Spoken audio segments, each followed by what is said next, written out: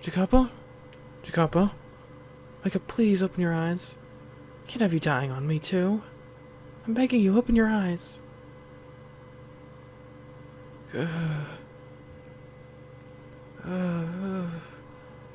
Jacopo! Where am I? The back room of the brothel? I'm alive? Where is she? Lie back down, or are you trying to kill yourself? You're hurt bad enough as it is. I've been bandaged up. It's still bright red. I guess the bleeding hasn't stopped. I'm cold. Swear to God, I was sure I'd lost you. Maria, are you crying? You got a problem with that? Asshole? I'm sorry. How many years has it been since I saw her cry? It was back when she was 12, I think. Besides us, there are two other girls here. No sign of Morgana or Jaren. This can't be everyone who made it, can it? I have to see.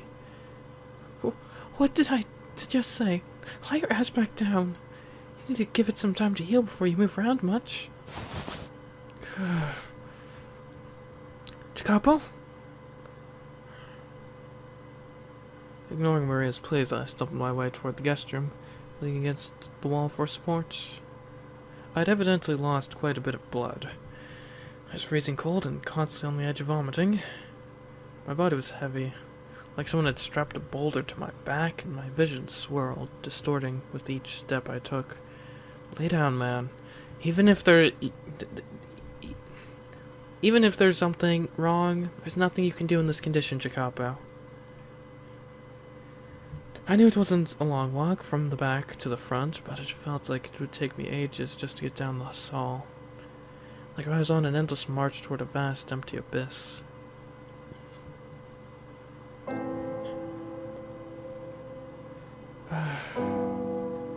I had braced myself, but what I felt when I stepped into that room was a despair too deep for words. The meager scraps of strength that I had carried me this far dissipated, and I slowly slid down to my knees. The door hung open, a blood-soaked curtain flapping in the wind. The deep crimson was a stark contrast against the brightly colored fabric. The girls had dyed it themselves. I could still remember Maria first telling me about it, however many years before, her eyes alight with pride. How when you put a whole bunch of different colors together, it made the place seem almost otherworldly. And the patrons who had been drawn in by its allure today had not found themselves in the land of milk and honey, but instead been cast into a pit of death. Several corpses lay motionless around the room, their faces twisted in agony, their eyes vacant. What the hell? Why? How could this happen? I asked, stupefied, neither expecting an answer, nor trying to place the blame on anyone's shoulders. It was an empty, meaningless lamentation, perhaps as the man who had uttered it. All of us felt the same way, hopeless, helpless, horrified. Not more than an hour ago, we had been having a party for God's sake, fooling around like a bunch of idiots. The girls complaining about their clients, plates of food specially made for her birthday. Her birthday. Where's Morgana? I couldn't find her. Why not? I'm sorry, I looked everywhere, but I couldn't find her. I'm so sorry. I wanted to tell her I wasn't to blame her, but I couldn't find the words. If anyone, it was myself I was disappointed in. How could I have failed to keep her safe? Why had I been unable to find her? Why was I so damn powerless? This was supposed to be a good day for her. I had wanted to make Morgana's 12th birthday into a special occasion. Something truly memorable. To celebrate the bright future ahead of her. And I had failed. In the worst way imaginable. What was supposed to be a celebration of life had ended in a pile of corpses. Most of the surviving girls taken captive and the brothel in shambles. And Morgana, who it was all supposed to be for, was most likely dead as well.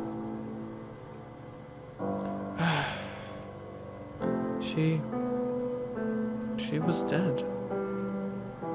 Morgana was dead. Before I had the chance to say anything, the girl I loved was gone.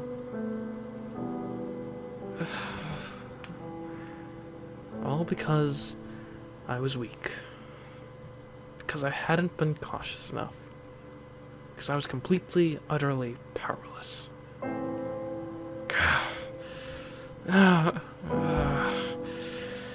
And now she was gone for good. Before I'd managed to make her smile even once. I was going to show her the world. How full of myself was I? I hadn't done a single damn thing for her.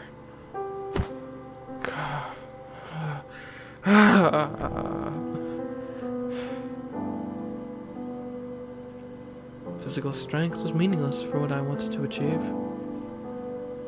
What good was being number 2 in our little band of peacekeepers if I couldn't even stand up to a pack of bandits?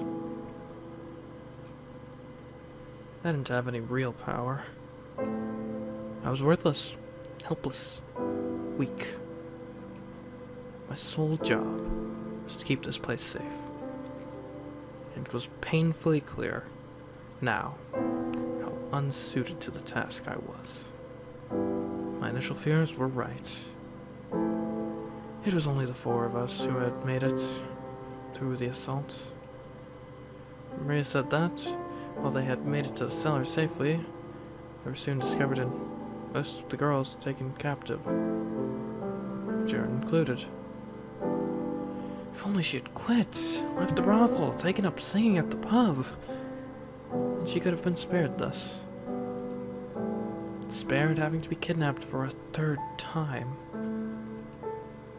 But because she thought of us as family, because she cared about and wanted to be with us, she was taken away. If I had power, this all could have been prevented. Not physical strength or skill with a blade, but real, meaningful power. Political influence, import. If I weren't a peasant, no one would dare stand up to me. No petty thieves would ever consider raiding my property. I could have hired guards to watch over the brothel.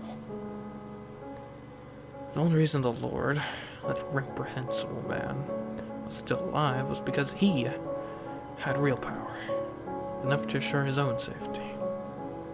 If I had that kind of power, everyone would still be here, safe and sound. I could have made certain of that. Maria wouldn't be crying. Jaren would still be part of our family. And she, Morgana, would still be alive. She would still be by my side. That one simple thing could keep anything like this from happening again. In short order, Gretchen burst into the brothel. Seeing the carnage, he wailed in grief, which quickly transformed into fury. I watched on, only really half paying attention, as he raged. He marched over and said something or another, so I couldn't say what.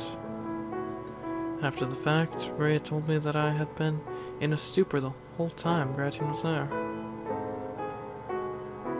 He had apparently tried to cheer me up, though soon found himself frustrated and finally disappointed in me.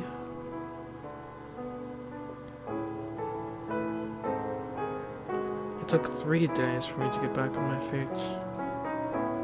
There's no sign of Morgana's body anywhere in the ruins of the brothel, which meant there was a chance, however slight, she was still alive. I clutched tight to that tiny sliver of hope, searching desperately for any sign of her. Maybe she had realized something was wrong and gone into hiding.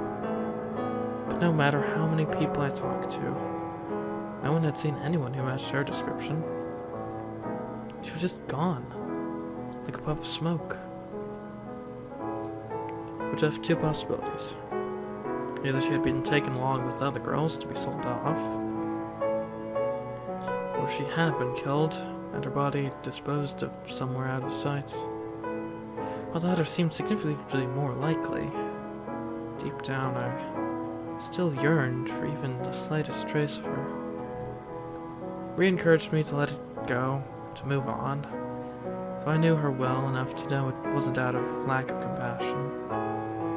The whole affair had visibly taken its toll on me.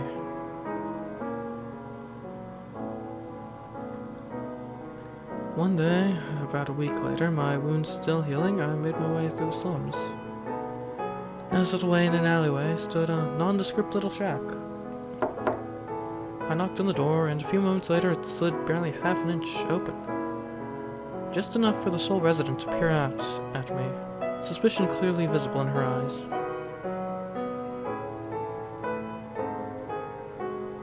But once she realized it was me, warmth filled her gaze, and she waved for me to come inside.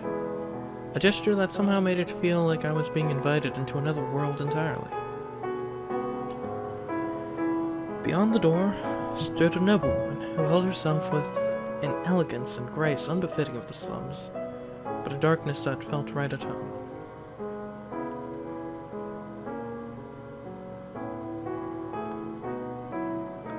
I heard about the attack on the brothel, and that you were hurt. I'm so glad to see you're well. You were concerned about my safety? The woman pulled back her hood, revealing her face.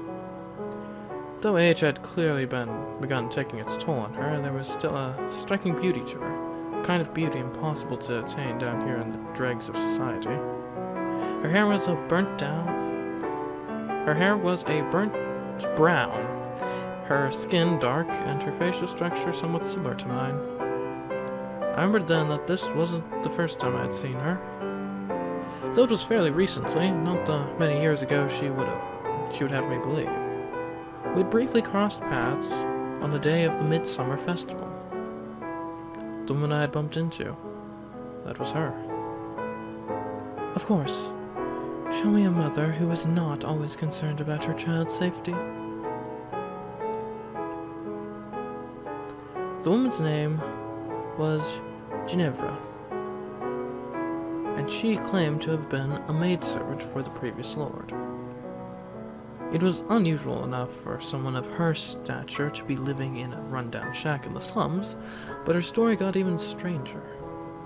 She had supposedly had intimate relations with him.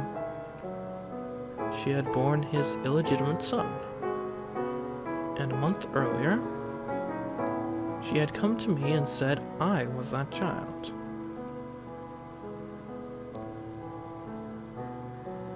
Says the woman I had never seen until a month ago. Physical distance has no bearing on a mother's love. If you had gone to speak with the Lord and revealed your lineage when I first came to see you, you would never have been in that kind of danger. Ginevra spoke as though she knew exactly what had been going through my mind this past week. The very words that had dominated my thoughts as I looked out upon the wreckage. If only I had done as she said and asserted my nobility, then I would have had the power to prevent the attack on the brothel, to protect the people I loved. If what Ginevra said was true, the Barnier family once possessed more land than even the king. That land, that family, was divided up between each of their sons. The Baniers were only a few generations removed from the current royal family, which is why they controlled so much land in the first place. And that meant, though it had diluted with each successive generation, there was still royal blood in the Banier bloodline. And a child begotten by the previous lord was more than entitled to a place among the nobility.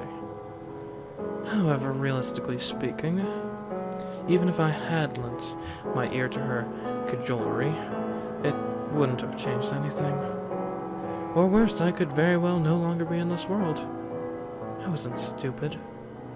This noble woman, she was just using me. There's still time. Go to the Lord's Manor, show him. I'm not really your son, am I? Geneva fell silent for a moment, observing me. I had no memories of my mother. Sure, it might be nice if she were to show back up someday, but it just wasn't likely. Her whole story was extremely contrived. The sun could decide to rise from the west one day, and there would still not be a drop of noble blood in my veins. I knew perfectly well how filthy the blood in me was. Discussions will progress much smoother if we both know what the other wants out of this arrangement. Start by telling me who you really are.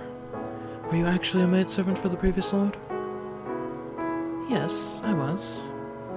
She gave a nod, then walked over to a grimy shelf and retrieved a ring that looked very much out of place. It was made of gold, engraved with an elaborate insignia. There wasn't a metal worker anywhere in the slums, or the city proper at that. Who could craft a piece so intricate? Look at this. It's the Banier family crest. The previous lord gave me the ring as a gift, and I've kept it ever since, even after our relationship was discovered and I was chased out. I didn't sell it, because I knew I was with a child. They will have no choice but to acknowledge you as a legitimate heir if you show them this ring. Why did you wait so long to come find me then? I was afraid they might kill you if I brought you in as a baby. Why were we separated? Misfortune. One day bandits came and kidnapped you. Presumably they were hired by the Banier estate because they didn't want your existence coming to light. I consider it a miracle you're still alive. I can only imagine the stern look on my face as I listen to Ginevra speak. Part of me did indeed want to take everything she said as true. Wanted to believe I was someone important. Wanted to grab hold of the fantasy that I did have noble blood in me and never let go of it. And I had not come face to face with my own powerlessness a week earlier. Perhaps I could have swallowed the delusion. Used it as a stepping stone for my dream to show Morgana the world. It would appear you've done your research. I don't have any other family, to the best of my knowledge, which does indeed make me a good candidate for you to step in and claim your stake on. If I were to guess, your child with the Lord has either passed away or never existed at all. It's probably true that you worked at the Berniers Manor, and it's probably true that you had relations with the former lord. You were chased out and now you live in poverty. You want to go back to your former, more comfortable life, and while you're at it, take vengeance on the current lord. Or perhaps you simply want the entire noble class to suffer. The specifics of your motives are irrelevant, though. Being a woman, you have no means to accomplish that yourself. So you came up with the idea of using a fake son. If your child were still alive, he would be right about my age, wouldn't he? And we look similar enough for you to convincingly claim we're related.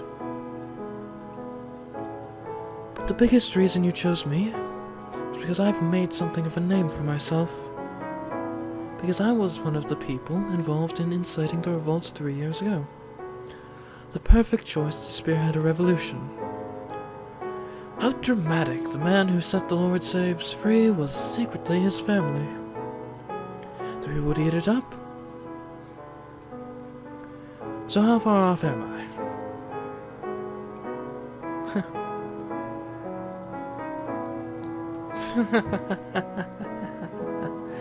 Yeah, a shop for a filthy peasant. It would seem I chose wisely. I was right. She was a manipulative, conniving shyster. But her insults didn't bother me in the slightest. Those words made so much more sense than any mad claim that I had royal blood in me, that I was some kind of hero. Following suit, I twisted my lips up into a smirk. I was a filthy peasant, and I was fine with that. All it meant was that I had to claw my way to the top. I'm in. Ginevra and I then discussed the details of her scheme, after which she gave me Benier's ring. I doubt anyone would have ever imagined it would end up in the grimy hands of a slum rat. Once our discussion was done, I headed straight to the pub where the rest of the gang liked to congregate.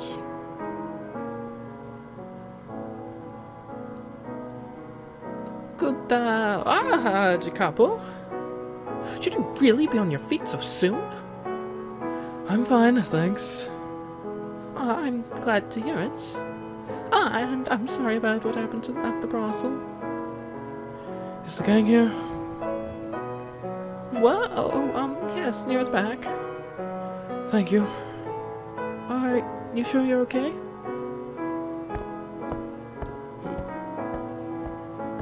Well, look what the guy's dragged in. You just talking about going to whip your sorry ass back in shape. And still moping, are you? I get it, kid. I do. It's bollocks. But you're a man. Instead of crying, you should be. Gretchen? Yeah. It's time we started ourselves a revolution.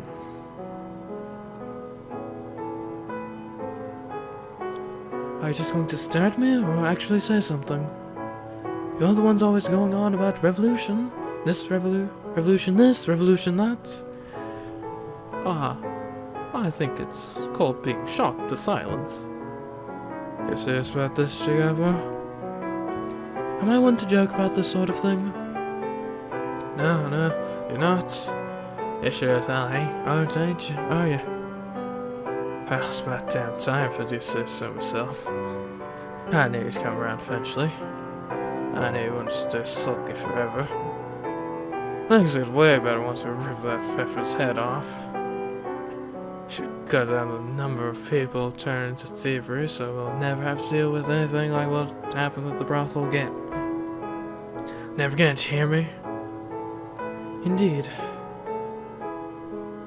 What do you have in mind, Jacopo? Didn't you say we need help from a noble to have a chance? We can figure that out after we crush the Lord's skull. Yeah, I don't think that's the best plan. Let's got it in, see how you're always going on about how you want to stage a revolution, or that now that we're actually talking about it, you're pushing it out. No one's pushing out, it's just... We have a noble. For real? Well, if you got it all worked out, why did you just say so? So who's our guy? Who's the noble who's agreed to give us a hand? The former lord's illegitimate son. His actual son? Really? That means he could legitimately inherit the lordship. Whoa. How the hell did you get in bed with the biggest fish in the city? If you're telling the truth, this is huge. That don't just give us a leg to stand on. That puts the damn law on our side. So, how hard it be to set up a meeting with this guy? This ain't some measly uprising. If we're gonna through with this, I'd like to see a royal sponsor for himself. You were looking at him. Say what? I am the former lord's son.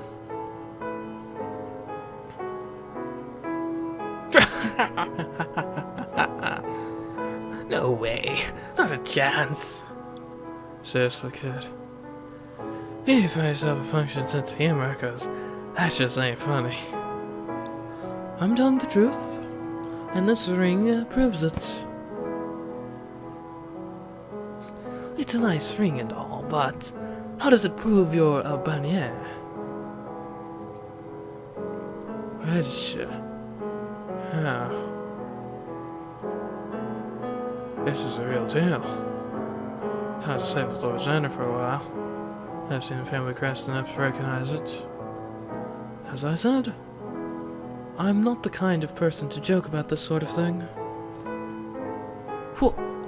So wait, you're really? Holy shit, I can't believe it. One of us is an actual noble. You always did seem a little not like the rest of us, Jacopo. More uptight. Pretty sure I said the same thing when I first met you. That she looked like some rich aristocrat kid. This is great, guys. We can actually do this. We can actually make this happen. Let's do it. Let's start a revolution. Yeah. Requiem. It's nothing. It's surprise though. Freaking thought. You an apple. It's madness. How long you down? Why didn't you tell me? I thought we were friends. I only found out recently. I'm sorry for keeping it from you. It all happened very suddenly. I was waiting for the right time to say something. No need to apologize, kid. You just put the wind back in our sails. Don't think I'm gonna start buttering up just cause you're a bona fide stickler Aztec now, though. Of course not. The last thing I want to see is you licking my feet. Alright, fellas. We got ourselves a noble, so let's set the date and get this ball rolling. Yeah! Why am I so pessimistic about how this is likely to turn out? What had once been nothing more than a pipe dream was, against all odds, soon to be a reality. Everyone wanted the Lord removed from power. They were angry and frustrated, and on several occasions had even seriously considered resorting to another revolt to make it happen. But no one had been able to turn those emotions into actions. Because they all knew a revolt was destined to be quashed before it made any difference. That there was no hope to be found down that path. But an actual revolution, that was another story. Especially with someone poised to take the Lord's place on their side. They had a fighting chance, and they had no reason not to take it. As the fire in their eyes swelled to a blaze, mine seemed to sputter out, leaving behind a withered husk. I felt as though I was sitting in a theater, watching on as the story unfolded before me. No, that didn't quite capture how I felt. I wasn't even watching it with my own eyes, merely listening quietly as someone recounted for me their heroic deeds. The fact that I was an indispensable part of this operation still hadn't fully sunk in. All I knew was that I wasn't completely powerless anymore. But while fiery passion and hope for the future filled Gratian and the rest of the gang, a dark, poisonous revulsion for God and fate streamed in to fill the hole left in me by the attack on the brothel.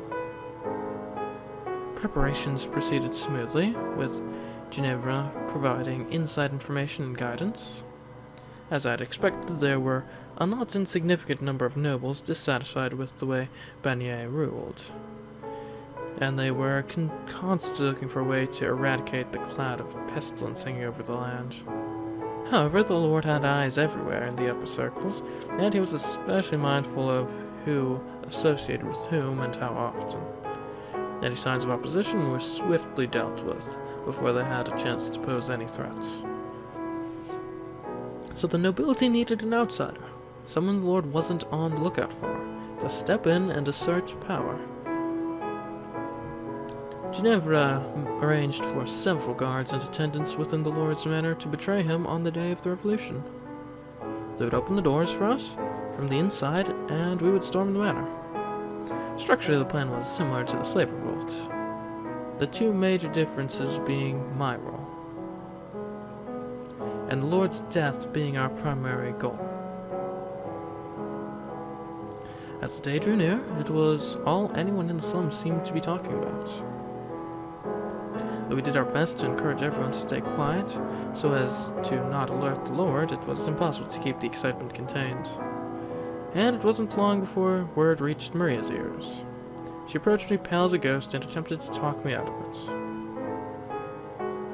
Haven't you had enough danger for one life? Come on, forget about all this revolution stuff.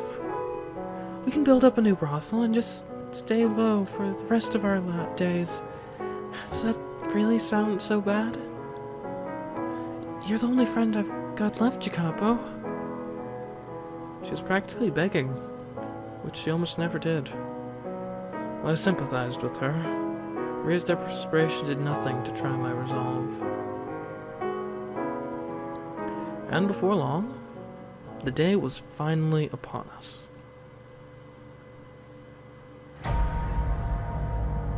Hear me, my fellow citizens, who live in suffering at the hands of your supposed lord. Within me flows the blood of the previous lord. I am the rightful heir. Behold, the Barnier's golden ring, proof that I am of noble birth. Victims of this terrible tyrant, the time has come to start anew, and I shall be the one to lead you down that path. The poor, the hungry, the deprived. All of you stand with me.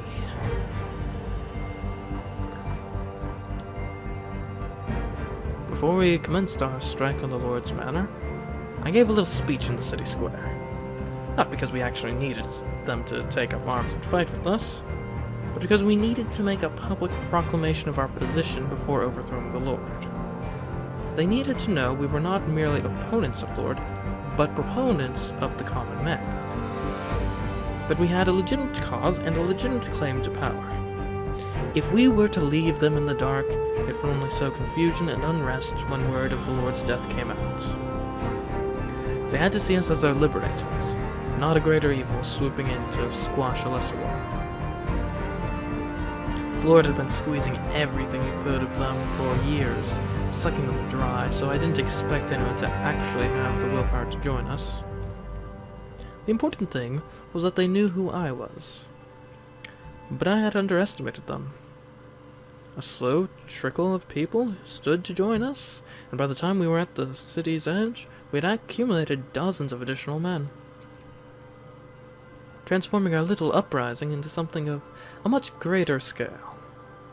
The people had been waiting day in and day out for someone to take up their banner and lead the way.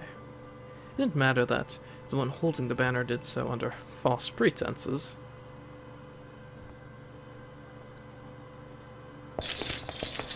The intruders were under attack! Yeah! Get 'em!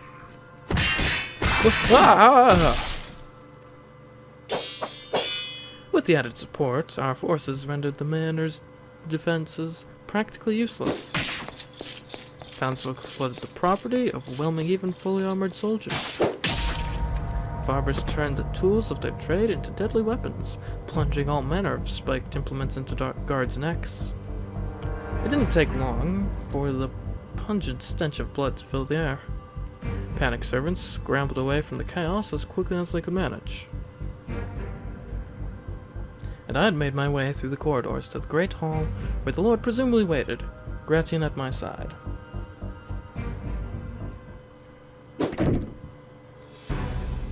I had to relieve you of your head, Lord.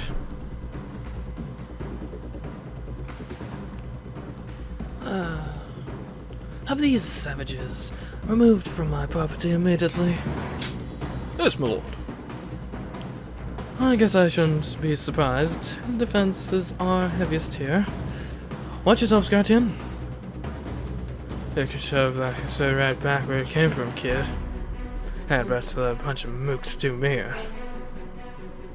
None of these Panzil efforts is enough to take me down. Is there any situation capable of tempering that big mouth of yours? You can handle all the guards then?